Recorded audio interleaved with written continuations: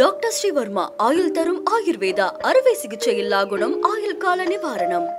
Yesterday courier private limited domestic international cargo உங்கள் இல்லம் தேடி வந்து கொரியர் புக்கிங் டெலிவரி செய்து தரப்படும். தென் சென்னை பகுதியில் உள்ள குடியிருப்பு பகுதிகளில் அந்த வெள்ளம் புகுந்து விடுகின்றது.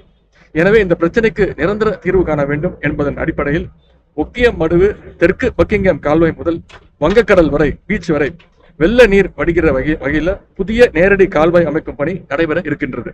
இதனால் இனி வரும் காலங்களில் வேளச்சேரி, நாராயணபுரம், ராம்நகர் உள்ளிட்ட இடங்கள்ல வெள்ள பாதிப்பு ஏற்படாது என்று நாங்கள் நம்புகிறோம். அதே போல் அம்பத்தூர் தொழிற்பேட்டை சுற்றி மழைக்காலங்களில் வெள்ளம் ஏற்படுவது வழக்கம். அம்பத்தூர் ஏரியிலிருந்து கொரட்டூர் ஏரிக்கு உபரிநீர் கால்வாய் இல்லாததே அதற்கு காரணம். இந்த பிரச்சனைக்கு தீர்வு காண முதலமைச்சர் அவருடைய உத்தரவின் பேரில் ஒருங்கிணைந்த வெள்ள மேலாண்மை தீர்வு பணி திட்டம் ஒன்று உருவாக்கப்பட்டது. இதன் மூலம் அம்பத்தூர் ஏரியிலிருந்து கூவம் நதிக்கு கால்வாய் அமைத்து அம்பத்தூர் ஏரியிலிருந்து சுமார் 350 கன அடி நீரை கூவம் நதிக்கு திருப்பிவிட வழிவகை செய்யப்படும். இந்த பணி நிறைவடைந்தால் அம்பத்தூரிலும் வெள்ள நீர் பாதிப்பு ஏற்படாது.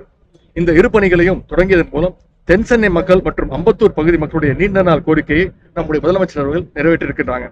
இந்த பணிகள் பயன்பாட்டுக்கு வருகின்ற பொழுது பருவமழையின் போது முந்தைய ஆண்டுகளைப் போல் வரும் காலங்களில் நிச்சயம் வெள்ள பாதிப்பு இருக்காது.